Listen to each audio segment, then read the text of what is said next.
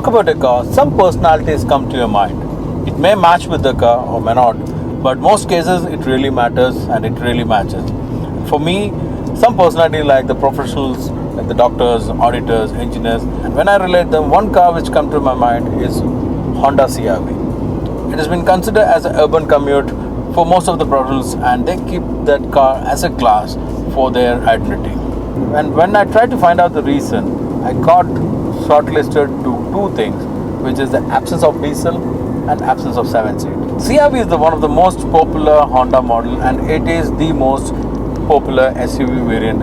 And now Honda India has introduced the 5th generation Honda CR-V with the all-new diesel powertrain. It's a 1.6 liter 4-cylinder diesel producing an output of 120 PS and 300 Nm of torque. And it is mated to a new 9-speed gearbox, which is not a CVT, it's an automatic gearbox, and it has option of 2-wheel drive and an all-wheel drive. Apparently it's a 4-wheel drive. Apart from that, Honda also have a 2-liter petrol powertrain with an output of 150 PS and a 189 Nm of torque. But it is mated to a CVT gearbox, which is considered to be a sluggish one. But this one is having a 9-speed automatic gearbox, and it is not as sluggish as the CVT.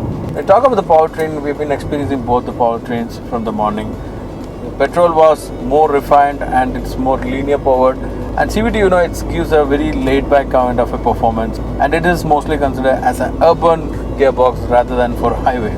But when it comes to diesel, the performance can be really counted, and it is having more response from the gearbox, and even the 300 Nm torque can be reflected while you're driving the car. The best part of the diesel is more efficient than the petrol, but the dual drive is almost 2 km more efficient than the 4-wheel drive. But if you want a proper 4-wheel drive and if you want to take onto slush and kind of a traction, however, that 2 km won't let you down because it already have an efficient response. The CR-V always had a very distinct identity on its exterior design, which was able to continue with the all-new CR-V as well. So let's check out how the new CR-V looked from out.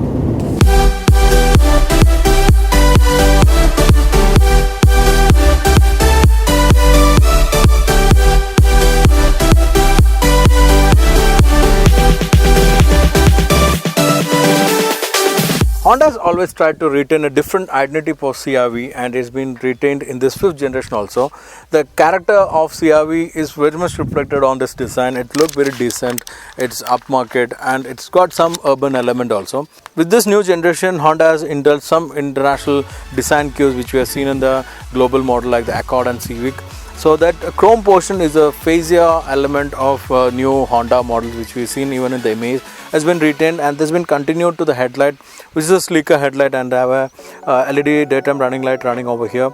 The bumper treatment is having again a mild SUV kind of a treatment. It look good, and Honda smiling fascia has been retained.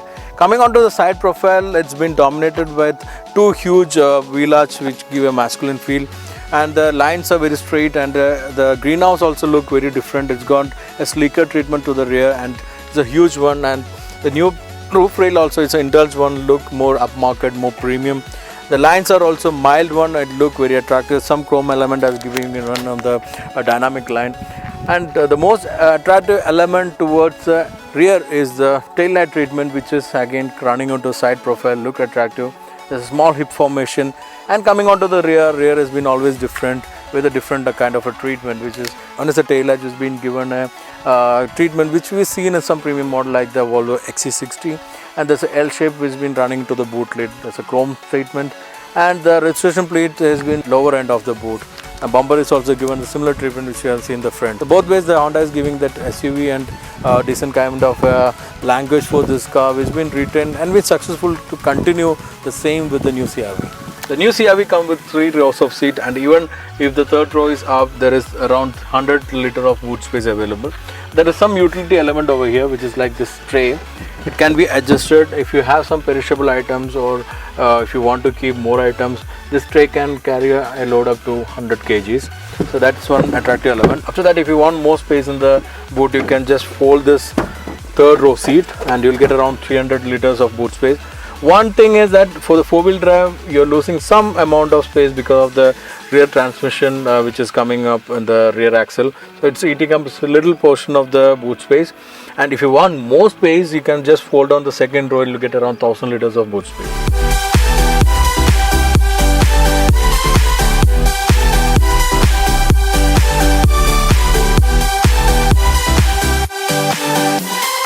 Coming on to the interior, Honda calls this interior as beautility, and I have to say that it literally can be seen in this interior. It's a combination of utility and beauty. The interior is crafted very well. You can see a very plushy kind of a feel in the interior. There's a wood trim, leather wrapped. Even though it's a softer plastic, it's giving a texture which look like a leather. And other parts like the seats and the steering wheel are covered with leather with a soft touch, and it's giving a very good feel. The highlight of the interior for the diesel is the very attractive supercar inspired gear selection buttons. Yeah, you heard right, it is button, not a lever. It's still a lever in the petrol variant, but on diesel it's button over here on the center console. Like in any Ferraris or Lamborghinis, you can select your drive modes, and it's been very neatly laid out. It looked very attractive, and it's a new innovation from Honda, which they always do with their interior. There's a touch screen, which is a 7-inch touch screen which control all the infotainment system, and it's again very easy to use. A blue-based graphic has been given to that, and it's easily readable.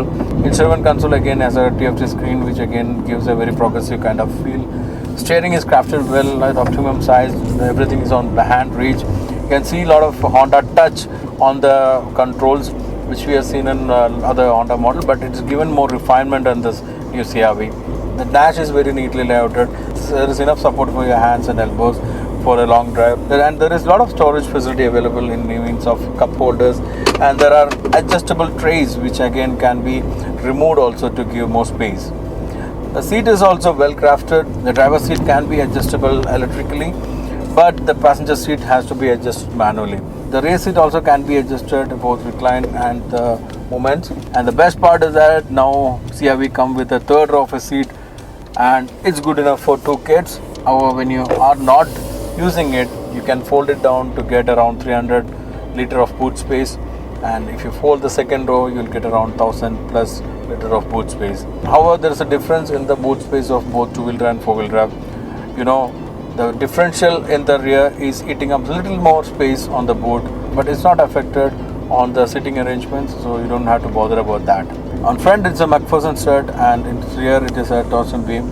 So suspension plays a big role in giving out a good comfortable ride, which was again one of the highlight of CR-Vs, which has been retained with the new CR-V as well. Steering is responsive.